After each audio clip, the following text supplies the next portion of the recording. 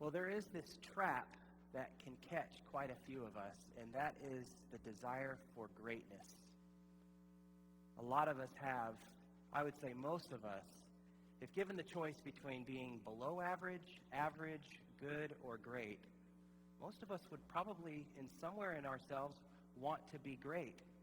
I remember when I was in 6th grade, we had just moved to a different city than where I had lived up until that point.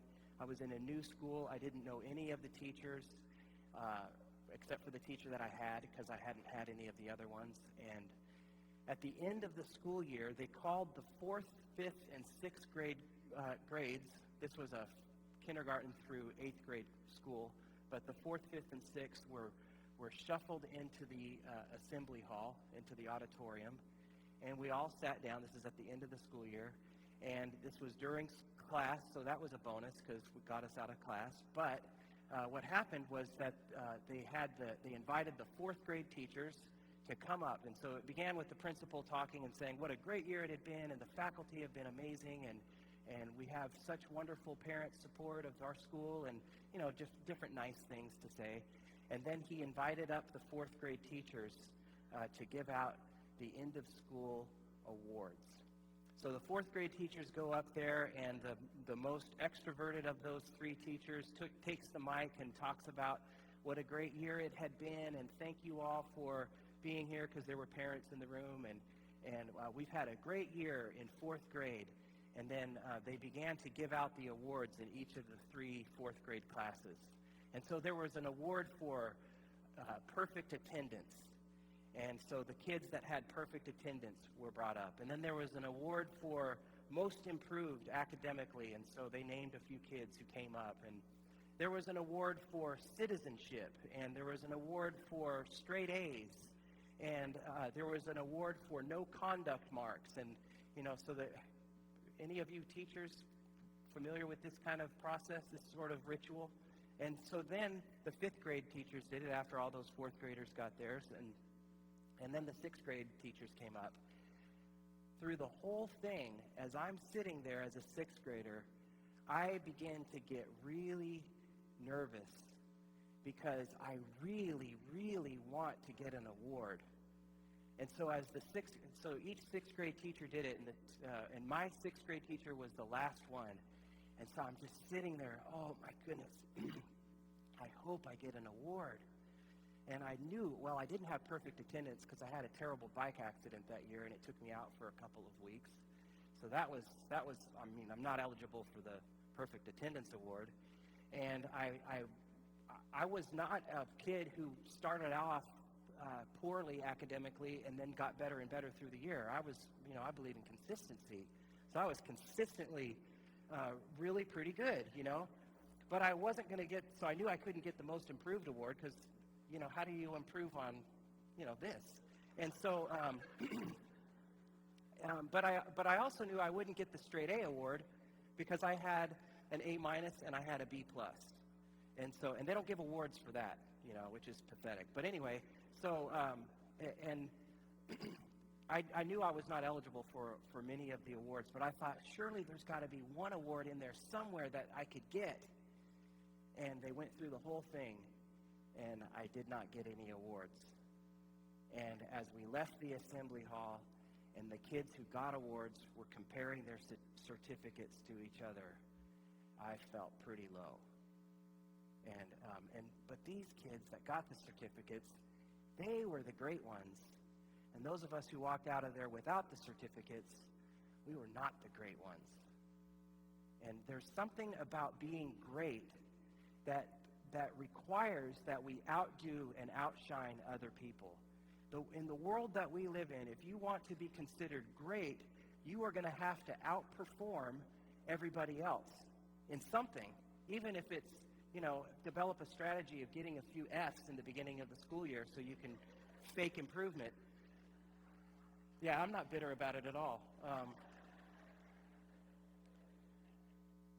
But if you don't outshine and outdo, then it's hard to be considered great. So I'm going to ask you now to do something that you may or may not want to do, but you're going to have to do it anyway. I want you to turn to a person next to you, and I want to and you can group in threes or whatever, but I want you to find somebody to talk with, and for 30 seconds, one of you is going to share about a time when you did not receive an award that you wanted to get. A time when you did not receive an award that you wanted to get. This will be very difficult for people like Emily Everett, but for most of us, this won't be hard. So for 30 seconds, one of you speaks, and then I'll call time, and then you switch, okay? Go.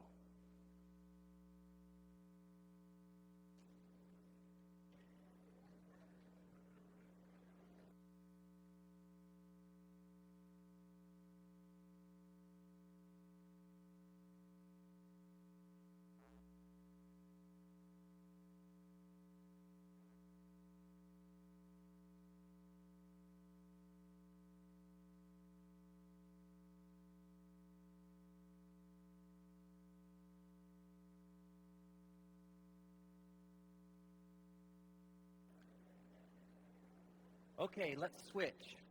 Let's switch. So switch partners if you haven't already.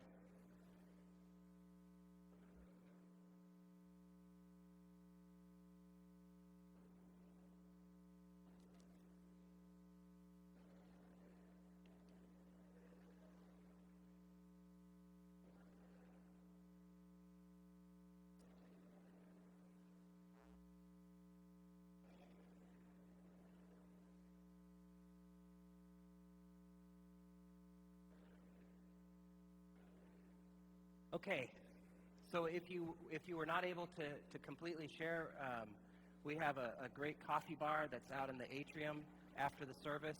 Please share your stories. And if you were seated alone and you did not find a partner, I hope that at least you could be thinking through a time when you had hoped to get an award, but you didn't actually receive it. Those can be difficult memories. For some of us, those are painful memories.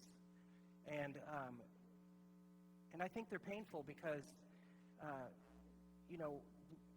there are things about us that a lot of people never see. And we may not get recognized for those things.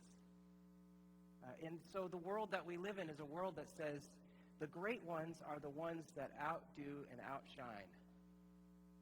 But is that the world that God lives in? Is that descriptive of the way that God sees things? When we go to Mark chapter 9, in verse 33, we read that it says that then they came to Capernaum, and these would be Jesus and his disciples. They came to a town called Capernaum. Capernaum is on the north shore of the Sea of Galilee. It is an absolutely beautiful place. The temperature there is like the ideal temperature for the species that we call human beings. And it is comfortable. It cools down at night to a temperature that you can easily sleep. It's not anything like a lot of the Holy Land. So if you were the creator of the universe and you came in the flesh, where would you set up your ministry? So Jesus was a smart man. So he settles down in Capernaum, and it says that so they had returned to Capernaum. That was their home base of operations, and most of their ministry, his ministry, moved in and out of around Capernaum. So he was in the house, and he asked his disciples, because they had been walking back to Capernaum, he asked them, "What were you arguing about on the way?" But they were silent.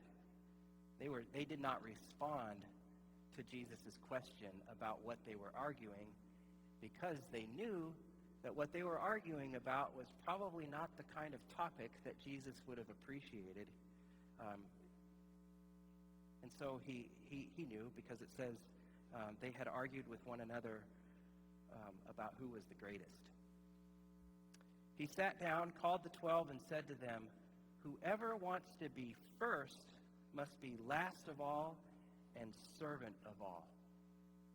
So in the world's way of looking at things, if you want to be great in this world, you have to outdo everybody else by your accomplishments, by your status, by your achievements. But in God's world, it's about service. It's not about being the first. It's about being the last. It's not about outshining everybody else. It's about serving everybody else. It's not about being at the top. It's actually about being at the bottom. It's not about rising up. It's about lowering yourself down. It's not about being exalted. It's about humbling yourself. If you want to be great in God's world, in God's way of thinking, then you will be last. You will be the servant of all. To be a servant is so central to our faith. Our character as a follower of Jesus Christ should be that of a servant. And what is a servant? I would say that a servant is somebody who puts the needs of everybody else ahead of yourself. A servant is a person who seeks out the needs of those around them and serves those needs rather than their own. Service-oriented groups, their money goes towards others. Service-oriented churches, their time and their resources is not directed to themselves, but to others. Servant people are people who serve the needs of people around them. It happens quite a lot that in my house, my kids and I will be home in the evening by ourselves because my wife works. She has very odd hours that she works. She works a lot of evenings. And she'll be gone from about 6 or 7 in the evening until after the kids are in bed. And actually, after she gets home after I'm in bed because I like to go to bed early.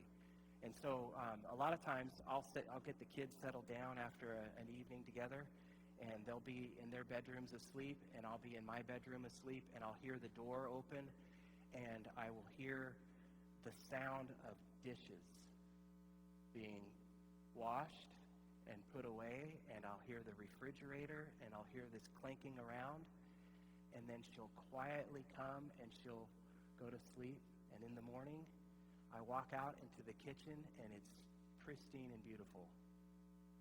To me, that's greatness, because she's a servant. She doesn't even acknowledge that she does that. That's a servant. And we are called to be servants, not just when it suits us, not just when the church says, hey, we need a volunteer to do this thing, so we go and we do that thing and we pretend to be a servant for a few hours and then we go back to our selfish ways, okay? That's personal testimony. We're called to be a servant throughout our entire life, especially in those places that nobody notices, especially to the people that are closest to us. So servanthood begins with our immediate relatives and family and the people that are in our life. But who else are we called to be a servant to? Well, Jesus doesn't stop by saying just be a servant. If we go back to that passage, it says that he sat down. This is in verse 35. He sat down. Now, that's an important detail. He didn't sit down because he was tired. He sat down because to sit down for a rabbi meant he was about to teach. Rabbis took the posture of sitting when they would teach. They didn't teach standing. So when it says he sits down, it indicates he's about to teach something. Okay. So he sits down, and he said to them, whoever wants to be first must be last of all and servant of all. Then he took a child. He took a child and put it among them, and taking the child into his arms, he said, whoever welcomes one such child in my name welcomes me, and whoever welcomes me welcomes not me, but the one who sent me. Children in that time were not considered to be full human beings. Now for us, we love children. Our vision is about reaching children. Our hearts, most of us, unless we're cold-hearted, mean people, we love children. And we welcome children. But in this time, it was different. And these days, we're talking 2,000 years ago, a child was like a non-human. They were like not a full, complete person. They were not considered to have any kind of value until they were able to work. So until they were of an age that they could work, children were seen and not heard, maybe not even seen. They were just, pushed to the side. So it was totally audacious for Jesus to grab a child and bring that child into the center of a teaching moment between a rabbi and his students. It's even more audacious that he would take this child into his arms. It's even more audacious that he would say this, that he would say, whoever welcomes one such child in my name welcomes me. And what he's referring to is a cultural practice that in those days, if you wanted to be great, your greatness was established by who you entertained, who you showed hospitality to. In those days, if you showed hospitality to somebody that was of a social stature that was equal or better to your own, that would elevate your status. And that was a common practice. You remember how excited Zacchaeus was when Jesus says, I'm going to come and dine in your home? That was because Jesus was a person of status, and Zacchaeus was excited to have somebody who he could entertain in his home. Hospitality is all about service. Hospitality is all about serving the needs of your guest. And so for Jesus to say, when you show hospitality to a child, to a non-person, to a person who has very, very little value, when you show hospitality to a person who is of the lowest social stature, you are not only welcoming that child, but you are welcoming me. So who are we called to serve? Everybody. We're called to serve everybody. Not just the people we like, not just the people who think, look, act like us, but everybody, and especially the people who are pushed to the side and forgotten. If we want to be great, we can be. Everyone can be great. You don't have to get the citizenship award. You don't have to be the most improved student. You don't have to win any trophies at all. Everyone can be great. All it takes is a humble spirit and a willingness to serve the needs of people around you. Everyone can be great in God's world. There's a passage in 2 Corinthians in chapter 5, verse 10, and it says this. Paul says, "For all of us must appear before the judgment seat of Christ, so that each may receive recompense for what has been done in the body, whether good or evil." And what is the image here is that there will come a time when you and I will stand before the throne of God, and we will review our life together. And what will God say to us? When we look back on our life in that moment, will God be saying, good job on that low golf score. Good job on that citizenship award. Hey, I'm really proud of you for getting your plaque up on that wall. Probably not. Not if Jesus is right. Because if Jesus is right, God's going to want to talk about how you served. Everyone can serve. Everyone can be great. And in that moment, won't it be wonderful to hear God say, "Well done, my good and faithful servant." Now that will be an award ceremony worth being at. Amen.